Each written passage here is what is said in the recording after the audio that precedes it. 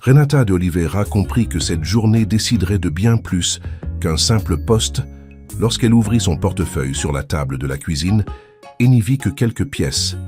Le bus jusqu'à Polanco coûtait presque tout ce qui lui restait, et le peu d'argent mis de côté devait servir à acheter du pain, du lait et du riz pour Matteo. Le petit garçon dormait encore dans la petite chambre, enroulé dans sa couverture bleue. Renata regarda l'horloge. Il était 6h20. L'entretien était à 9h. Si elle partait à cet instant, elle pourrait marcher les 10 kilomètres sans arriver en retard. Cet entretien était l'espoir qui leur restait encore à tous les deux en cette semaine si difficile, grise et silencieuse, sans répit. Le tailleur social suspendu à la porte de l'armoire semblait attendre un courage qu'elle ne savait même pas posséder. Il avait été acheté dans un bazar, ajusté pendant des nuits silencieuses avec une machine à coudre prêtée par Donna Carmen. Le pantalon était large, la veste marquait les épaules et les chaussures avaient la semelle presque décollée. Elle s'habilla avec soin, attacha ses cheveux, embrassa le front de Matteo et laissa sur la table un mot pour Donna Carmen, la remerciant de s'occuper de lui. Puis elle sortit sans faire de bruit. Le ciel au-dessus d'Ecatepec était sombre, lourd, comme s'il portait lui aussi des inquiétudes. Renata marcha vite sur les trottoirs irréguliers, passant devant des vendeurs qui ouvraient leurs stands. Chaque coin de rue lui rappelait tout ce qu'elle avait affronté seule depuis que Marcos avait disparu, laissant des promesses vides et un petit bébé dans ses bras. Renata ne voulait pas penser à lui, pas ce jour-là. Elle devait penser au travail, au salaire, à la possibilité d'acheter de la nourriture sans faire de comptes douloureux, à la chance d'offrir à Matteo une vie moins étouffante. Après presque 40 minutes, les premières gouttes commencèrent à tomber. Elle accéléra, serrant son sac contre sa poitrine. Elle tenta de croire que ce ne serait qu'une petite bruine passagère, mais la pluie grossit soudain, trempant sa veste et transformant ses chaussures en pois. Renata chercha un abri du regard, mais s'arrêter signifiait perdre du temps. Elle continua. L'eau coulait le long de son cou, ses vêtements collaient à son corps, ses pieds brûlaient. Malgré tout, elle répétait en silence « Je vais arriver, je dois arriver ». Sur une large avenue, déjà près des quartiers riches, les voitures avançaient lentement à cause de la circulation. À l'intérieur d'une berline noire, Leonardo Alcantara se rendait à son entreprise. Il était propriétaire d'une agence immobilière respectée, un homme habitué à décider vite et à résoudre les problèmes avant qu'ils ne prennent de l'ampleur. Mais ce matin-là, quelque chose interrompit ses pensées. Il vit une femme marcher sous la tempête, sans parapluie, avec une tenue formelle trempée et des pas trop fermes pour quelqu'un qui se promenait simplement. Il y avait de la fatigue en elle, mais aussi une force difficile à ignorer. Leonardo ralentit. La femme ne regardait pas sur les côtés, ne cherchait pas de protection, ne se plaignait pas. Elle avançait seulement.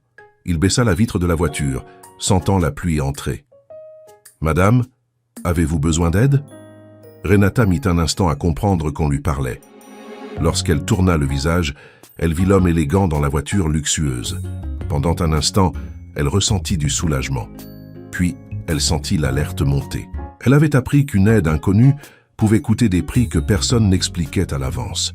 « Merci, mais je vais bien », répondit-elle, essayant de garder une voix ferme. « La pluie est très forte. Je peux vous conduire là où vous devez aller. » Renata serra son sac contre elle et secoua la tête. « Je ne peux pas accepter. Je suis presque arrivée. » Leonardo regarda autour de lui. Il ne semblait y avoir aucun endroit là où elle pouvait se rendre avec autant de détermination. « Vous êtes sûr ? »« Oui. Merci. » Elle continua de marcher sans attendre une autre question. Leonardo resta immobile, observant cette silhouette trempée disparaître entre les voitures, les klaxons et la pluie. Il y avait quelque chose dans ce refus qui l'impressionna. Ce n'était pas de l'orgueil vide, c'était de la prudence. C'était quelqu'un qui avait déjà appris à se protéger. Il remonta la vitre et continua sa route, mais l'image de cette femme resta avec lui. Renata arriva à l'immeuble de l'Immobiliaria Alcantara à 8h56. Le gardien la regarda de haut en bas avant de lui demander son nom. Elle répondit avec calme, même si sa gorge était serrée. Dans l'ascenseur, le miroir lui renvoya une image cruelle. Cheveux mouillés, maquillage coulé, veste assombrie par toute cette eau. Renata ferma les yeux une seconde. Elle ne pouvait pas abandonner après être arrivée jusque-là. Au 15e étage, La réceptionniste parut surprise en la voyant. Elle lui indiqua les toilettes au bout du couloir et Renata courut tenter de sauver sa propre apparence. Elle sécha son visage avec du papier, attacha ses cheveux, nettoya les taches sous ses yeux et tordit discrètement la manche de sa veste au-dessus du lavabo. Elle n'avait pas l'air belle, ni élégante, mais elle tenait debout et ce jour-là, c'était déjà une victoire. L'entretien commença en retard dans une salle claire et froide. Andrea Salinas, du service des ressources humaines, posait des questions tout en regardant sa tablette avec une expression calculée. Renata parla de ses années dans la clinique dentaire, de l'accueil du public, de l'organisation des agendas et de la réception des clients. Elle tenta de parler avec assurance, mais elle savait que ses vêtements mouillés parlaient avant elle. À la fin, Andrea croisa les mains sur la table. « Renata, votre expérience est bonne, mais je dois être honnête. Pour la réception, la présentation compte beaucoup. Vous êtes arrivé dans des conditions difficiles. » Renata avala l'humiliation. « J'ai marché 10 kilomètres parce que je n'avais pas d'argent pour le transport. Il a commencé à pleuvoir en chemin. Malgré tout, je suis arrivé avant l'heure. » Andrea resta silencieuse. « 10 kilomètres ? Oui, j'ai besoin de travailler. J'ai un fils de 3 ans. Je ne pouvais pas perdre cette chance à cause de la pluie. » Andrea inspira profondément, ferma la tablette et demanda à Renata d'attendre. La salle devint silencieuse. Renata regarda ses propres mains et eut envie de pleurer, mais elle se retint. Elle pensa à Matteo se réveillant, demandant si maman reviendrait heureuse. Elle pensa au placard presque vide. Elle pensa que peut-être les efforts ne suffisaient pas quand le monde ne voyait que les vêtements. Quelques minutes plus tard, Andrea revint. « Monsieur Alcantara veut vous parler. » Renata se leva effrayée. Elle fut conduite à l'étage supérieur, où tout semblait encore plus élégant et silencieux. Devant la porte en bois sombre, portant le nom Leonardo Alcantara, son cœur accéléra. Lorsqu'elle entra, elle trouva l'homme de la voiture. Lui aussi la reconnut immédiatement. « Vous » dit-il surpris. Renata baissa les yeux. « Je venais ici. » Leonardo demanda à Andrea de sortir et lui indiqua une chaise. Renata s'assit avec précaution, essayant de ne rien mouiller davantage. Il l'observa sans mépris, seulement avec attention. « Alors, c'était pour cet entretien que vous marchiez. »« Oui. Et vous avez refusé une course parce que vous ne me connaissiez pas. » Renata leva le visage. « Exactement. J'ai un fils qui m'attend. Je ne peux pas prendre de risques. » Leonardo hocha lentement la tête, comme si cette réponse confirmait quelque chose d'important. « Vous avez bien fait. Le courage ne signifie pas accepter n'importe quel chemin. Parfois, le courage consiste à continuer sur le chemin le plus difficile parce qu'il est le plus sûr. » Renata ne sut quoi répondre. Elle s'attendait à un refus poli, peut-être à un conseil distant. Leonardo ouvrit un dossier sur la table. « Je ne vais pas vous engager pour la réception. » Sa poitrine s'affaissa. « Je comprends. Merci pour l'opportunité. » Elle allait déjà se lever lorsqu'il continua. « Je veux vous proposer un autre poste. J'ai besoin d'une secrétaire personnelle. Quelqu'un d'organisé, de ferme, de discret et de responsable. C'est plus de travail, un meilleur salaire et une semaine d'essai. » Renata resta immobile. « Mais je n'ai jamais été secrétaire personnelle. Pouvez-vous apprendre ?» Elle pensa à tous les chemins qu'elle avait déjà appris à parcourir seule. « Je peux. » Leonardo sourit légèrement. « Alors vous commencez lundi. » Renata rentra chez elle avec ses vêtements encore humides, mais avec une nouvelle si grande qu'elle semblait ne pas tenir dans sa poitrine. Lorsqu'elle entra dans l'appartement, Matteo courut vers elle en tenant une petite voiture sans roues. Donna Carmen se leva de sa chaise, inquiète de son état, mais Renata ne réussit qu'à sourire. « J'ai réussi, dit-elle presque sans voix. Pas comme réceptionniste. Le propriétaire m'a proposé d'être sa secrétaire personnelle. 15 000 par mois si je réussis l'essai. » Donna Carmen porta les mains à son visage et remercia en silence. Matteo, sans tout comprendre, serra sa mère dans ses bras, comme s'il avait lui aussi gagné.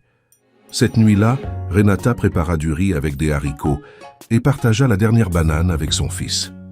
Pendant que Matteo mangeait joyeusement, elle faisait des calculs sur une vieille feuille. Avec ce salaire, elle pourrait payer le loyer en retard, acheter l'uniforme pour l'école, réparer le robinet, peut-être même mettre un peu d'argent de côté. L'espoir, qui auparavant ressemblait à une visite rare, s'assit à table avec eux. Malgré tout, Renata savait que rien n'était garanti. Elle aurait une semaine pour prouver qu'elle méritait de rester. Une semaine pour apprendre un nouveau travail. Une semaine pour ne pas échouer. Le lundi, elle se réveilla avant le soleil. Le même tailleur du bazar était sec, bien que marqué et usé. Elle brossa ses chaussures, attacha soigneusement ses cheveux et laissa Matteo endormi. Donna Carmen arriverait tôt pour l'emmener à la crèche. Pour la première fois depuis de nombreux jours, Renata monta dans le bus avec son trajet payé. Elle arriva sèche à l'immeuble, 15 minutes en avance. Patricia Mendoza, assistante administrative, l'attendait dans le hall. C'était une femme pratique, au débit rapide, au regard attentif et à la patience cachée derrière l'efficacité. Patricia lui montra le bureau de Renata, juste devant le bureau de Leonardo.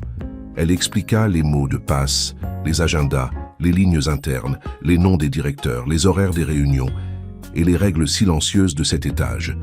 Leonardo aimait son café sans sucre à 8 heures.